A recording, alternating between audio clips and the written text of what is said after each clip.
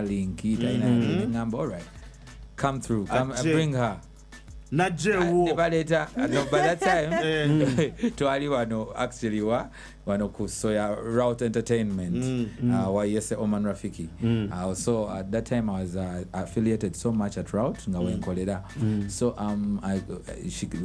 the guy brings her nengamba kati oyimba chi when they put her in your face what did you see? Did you see an artist? You saw a young girl. A young girl, really. Nagamba bambi azemo migge mizibu. Migo yasoka mujjo oba. Because I can imagine. Yeah. She was dressed hot. Not really. She was actually like a young girl looking like normal. She was not really about body cutting. But she still had her features. Yeah, in her features. Like, she was carved and whatnot, but she was a short lady. She's still short even now. I think that's what I should say. I was who? I was on Makam industry. In the industry, yeah, it's now a year. It's coming to a year. That's what she says. It's coming to a year, yes. Because because not a lot has changed. Because I was on a period where I came to Rwanda. Now I was for like a full year. After you had seen her? Yes. Okay. But at that moment, definitely she needed help. How long were you with her? For like, say like 4 months or something, or 6 months. Did you write for her any song that she released? Or at that moment, I did not actually write her any music. I introduced her to producers. Abachambusa. From there, she took flight. So you were like Kaka Stone? No, during those 4 months. Because during those 4 months, that's where she met Nesim, that's where she met Eliakis, that's where she met Daddy Andre. So basically, that's why she met the people that made her industry. Exactly. But you are the foundation. I brought her into the game. And speaking of which, she was staying at your place. She was staying at studio. At studio. And Zulanda, studio, what is your room? Ngari, atubera mu studio. Okudake mabega katono. Yeah. Muswangizo kyaliyo. Not as a signed artist. Naye ng'okyakolagana nabo. Yes. Kati mbuuzaamu ebiseera byewamalayo ne byewakola nabo. Toyinaamu endowooza nti baakutulira kuba tulabye koliko labels nga olaba zisone nga zirina abayimbi nga balungi naye nga zitulira talenti zaabwe. Toyinaamu ndowooza eri nti oba einako yabeerawo netuulira ebimu ku bye wali osobola okukola. As a human being, sijja kulimba. Nakirowoozaako back then. But I outgrew it. Okumanya nti no, this is business. Toyinza kutabuli omu at the same time. You have to give them time. Oyina okuwa abantu abamu time omulala n'asirigalako emabega business wise kikola. Ate mwena kiba kibakolera if you are group. Naye kati gobeera weeraba sekinoomu oyagala kuba ate olaba tebatawaakawo ng'ate oyina or releasing. But you were signed to Swangs? Yes, I was one time signed to Swangs. Okay, for but how it was long? actually a verbal agreement. It wasn't really like because era wagenda yo verbally.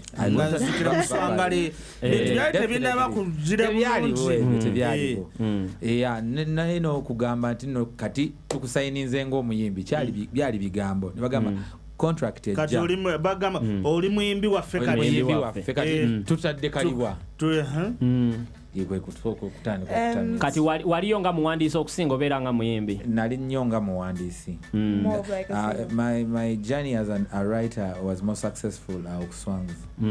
So as an artist, just nali ntandika nendyoka kati ate ntandika okufunamu ebirowoozo by'okufuna nange abayimbi abalala obwongo ne butandika okweggulaggula nga mbaddewo for a meantime ngate it can't happen under management.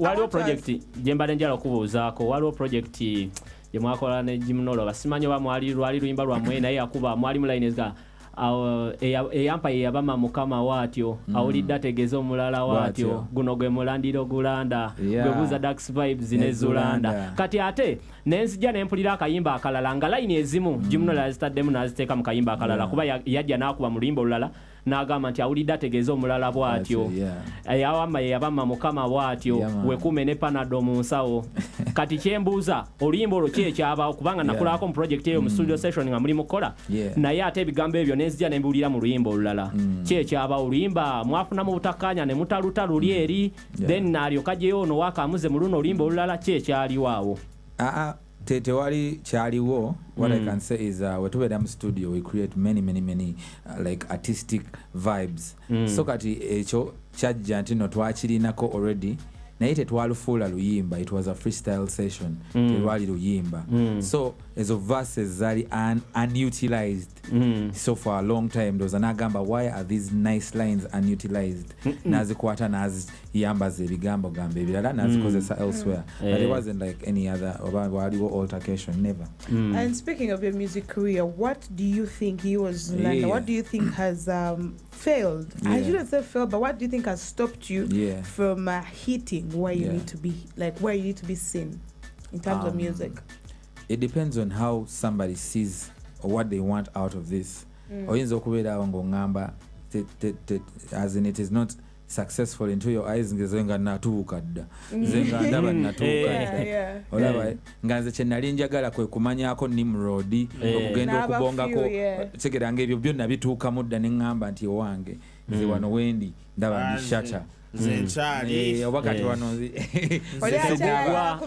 DJ Khaled just twogera bwogezi ku WhatsApp tagomu meeting anyways kyenyinza okugamba nti ekikireeta ekyo kingi nti nno omuntu ayinza okukiwa any degree of judgment nagamba maybe you're not promoting your work well, maybe you need management because byebinzijira right now because byowandiika n'ogamba if Zulanda had a nice management, if maybe Zulanda was still under management of Swangs or maybe this and that, but me all I can say is to keep a brand up there is consistency.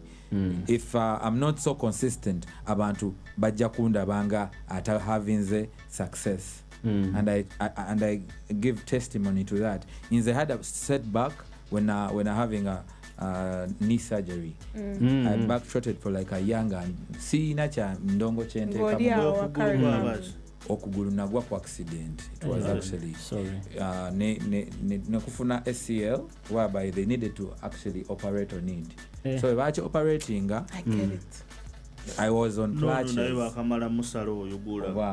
Naye operated. Naye musale. Bye batero sala. But anyway, when nabeera kuchi like kundiri for a long time.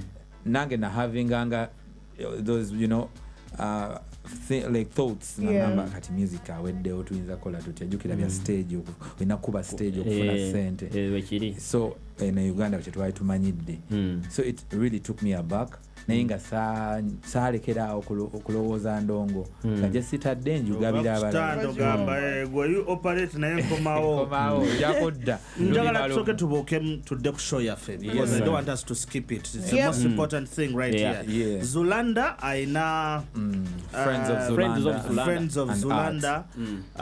Is it a show? Is it a concert? Is it a listeners party? Please explain to the people. This is Friends of Zulanda and Art. Foza is a live show. It may not be a concert because simanyi bifuga chintu kyebayita concert, but this is something that is like uniting people of art.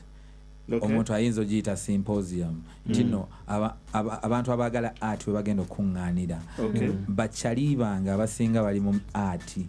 They may not be musicians but abamu ba producer, abamu ba DJ, abalala just bali mu art, bali ba managing some things with art, abalala ba PR. So it is going to be a reunion of sorts ku Saturday nga 12 ku Motive Old Port Bell Road. That is this Saturday. This very Saturday. Yes. The likes of Irene Intale, the likes of Winnie Nwaji, Elijah Chitaka, Dr. Brain, Vicky Banks, Shim Mwanje, Jim Nola, Chosen Blood yagenda ku performing like Kolo Lunaku, King Honey, Yese Oman Rafiki.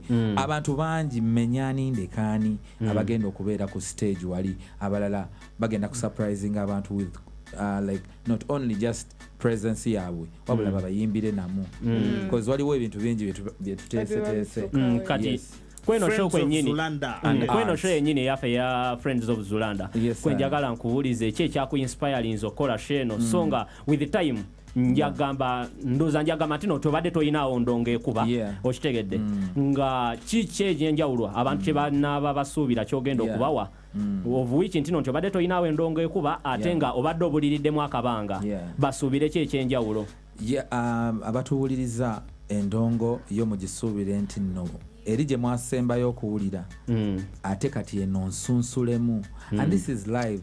When you come to live show ebintu bikyuka nnyo. It is not the real music you heard on radio.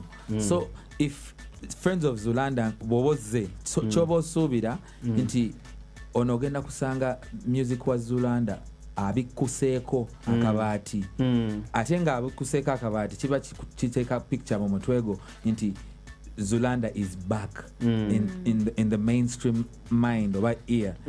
Banga kati tuina music mungi go tuli mukola. We have collaborations with John Black, Pierre Pounds, Chosen Blood, Dr. Brain. Abantu kugamba new music or mulungi. So you're getting back into the real music game and this show is just a genesis of sorts of a new chapter of your career. Yeah, it is something ekiteeka omwebale kulindako but ate tekiri mukulekeraawo kweno show ya Saturday because zigenda kweyongerayo the Friends of Zulanda nga zigenda ziranda and also on bigger stages and on bigger stages ngeri nyali nga ziranda haka nakasose just kalinga nga kagamba do you remember me sajja yayimba don't you remember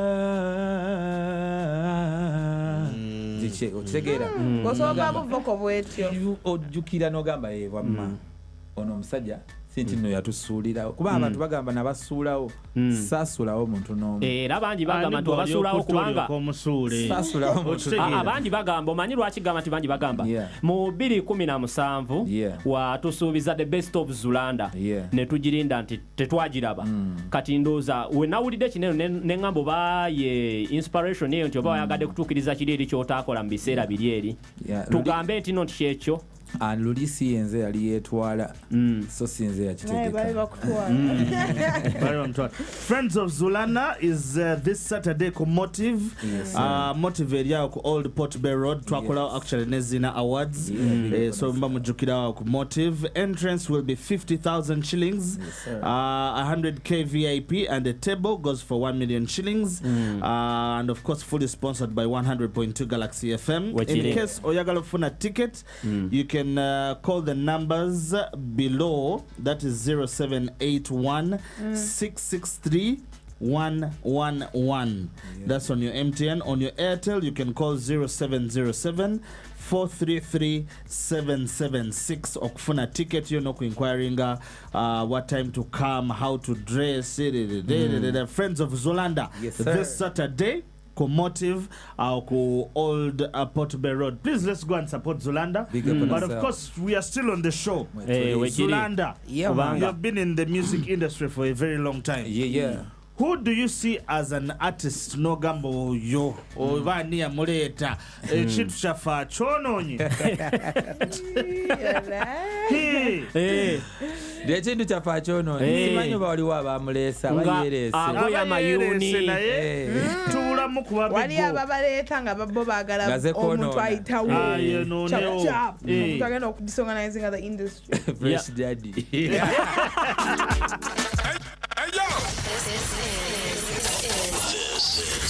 This is 100.2 Galaxy FM. Zina. We don't play. Come to daddy. You took some what you trying to launch man. For the music, for the land. And I don't give a penny. Well, I can now sister. Nakugamba special. Kama mkuja chibali. Nemalaika tuwadike. This must be Galaxy FM number 1. Nafunye pologo olunda bane ulukuma nakamayenza mulungi zao Galaxy Galaxy FM is now on the Galaxy FM digital app. Number 1 with no apology. 100.2 Galaxy FM. Zina. Bana Kampala, it's time to feast. Uganda Waraji presents the 4th edition of the Ndekunyama Choma